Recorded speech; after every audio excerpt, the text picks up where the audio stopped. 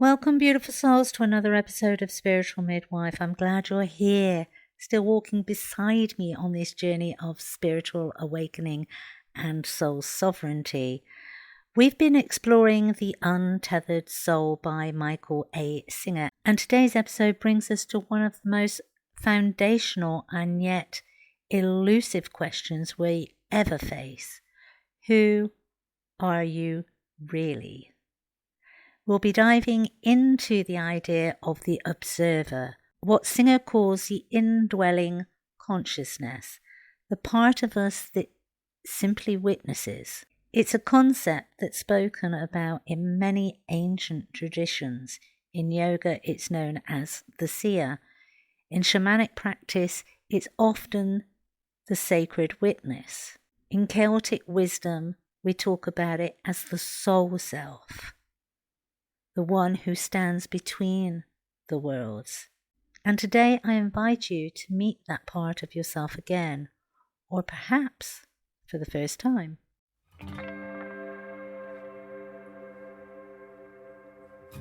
Welcome to Spiritual Midwife, the podcast that tenderly guides you through the transformative journey of spiritual awakening and personal development towards the ultimate destination of soul sovereignty.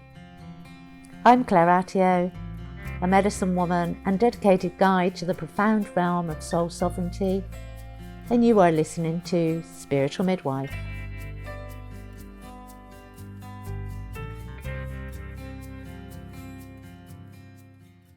Let's begin with who you are not.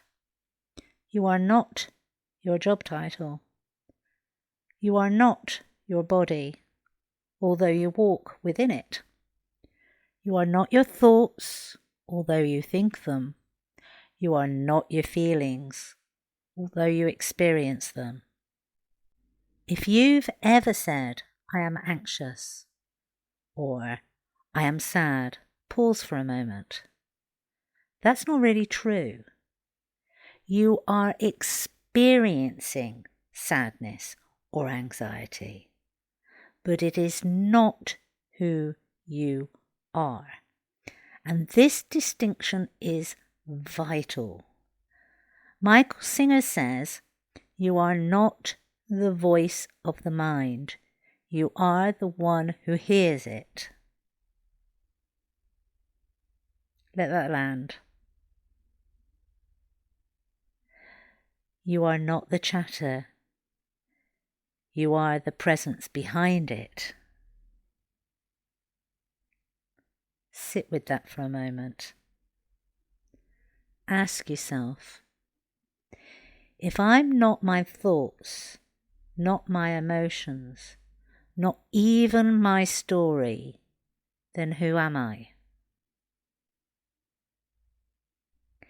This kind of self-inquiry is not something to rush. Let it sit. Let it sit in your breath, in your heart, in your bones. And it will feel uncomfortable. And just sit in that uncomfortability for as long as you can. And if you need to step away, step away. And when you feel able to come back, come back. It's all part of a process. So let's talk about that inner voice, the constant commentator, the planner, the critic, the one who plays every conversation over again, thinking of all the things you should have said differently. I call it spinning plates, that repeating record over and over again when it's got a scratch, if you're old enough to know what vinyls were and how they worked. Singer invites us to observe that voice, not to judge it, not to change it, but to simply see it for what it is. Have you ever sat in meditation or in stillness and been astounded by how noisy it is in your own head? That voice is like a roommate that never stops talking. But here's the truth, you don't have to believe it. Take a moment to sit in silence. And as the thoughts come in about your day, about your worries, about your past, simply say in your mind, I see you, I hear you, and I release you. This is the beginning of reclaiming your power as the observer. This is where things start to deepen. The observer is the quiet presence behind all experience. It is awareness itself. It doesn't get caught in the stories. It simply watches them. And that observer, that sacred witness, has always been there. Through every stage of your life, that part of you has remained unchanged. Think about it. You were once 5 years old. Your body has changed, your interests, your beliefs, but something within you, some constant awareness has remained the same. That is who you are. The unchanging self behind all other changes. Imagine yourself sitting beside a gentle flowing river. On the water's surface, you see thoughts, emotions, memories, all floating by like leaves. Some you're tempted to reach out and grab. Others you just want to push away. But you don't. You just sit, breathing, watching. You realize, I am not the leaves. I am not the river. I am the one who watches it all. So what happens when we start living from this place of awareness? For one, we become less reactive. Life still happens. Someone cuts us off in traffic, a friend disappoints us, old wounds are triggered, but instead of getting lost in the drama, we witness it. And in that witnessing, we find choice. We can choose to respond instead of react. We can choose peace instead of proving a point. We can choose to let go. And to get into the habit of doing this, every day, practice in moments of challenge, pausing and saying, who is noticing this right now?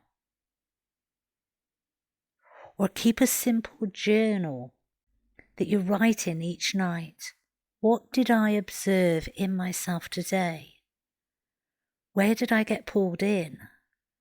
Where did I stay present? And there will be times when you get pulled in because it's a new behaviour that you are learning. And sometimes we forget we're learning. We forget what we set ourselves to do. And that's okay. But when you're consciously aware that you have forgotten, bring yourself back to your original intention. Using mantras can be really good to kind of keep you focused. And a good mantra to use is, I am the witness. I am awareness. I am presence. You might be wondering, how do I live from this place while still being human? And with all the responsibilities and relationships and bills and emotions? I always like to think of it as a dance of being human and divine. And it's learning those steps. We're not here to escape humanity. We're here to embody divinity within our humanity. So, yeah, go to work, love your people, cry your tears, dance your dances, but do it all from that deeper place, the place that watches with loving awareness, the place that never gets lost. And if you do get lost, which we all do, just gently return. This work doesn't require perfection, just presence, just intention. Here are some journaling prompts that can also help you stay present. Ask yourself questions like, what are the loudest voices in my mind right now? Or, what stories do I keep telling myself about who I am? When I sit in stillness, what do I notice? Where in my life do I get most identified with my emotions? What would it feel like to live more from the observer's seat? And that last one can make us feel uncomfortable because it's new to us and it's unknown to us. And so you may, in your journaling, identify some fears that need some work on, and that's okay too. The path of self-realization is not about becoming something new. It's about returning to who we've always been. The witness, the awareness, the soul essence that observes without judgment and loves without condition. As Michael Singer so wisely writes, you are the one inside that notices the voice talking. So keep noticing, keep breathing, keep showing up for yourself, because you are not your past, you are not your pain, you are not your story. You are presence, you are peace, you are light. In next week's episode, we'll explore the art of letting go, how to release the blockages that keep us stuck, and how to open up to the vastness of freedom that lives within us. So until next time, beautiful souls, walk gently, breathe deeply, and remember, you are not alone. You have been listening to Spiritual Midwife, signing off for now.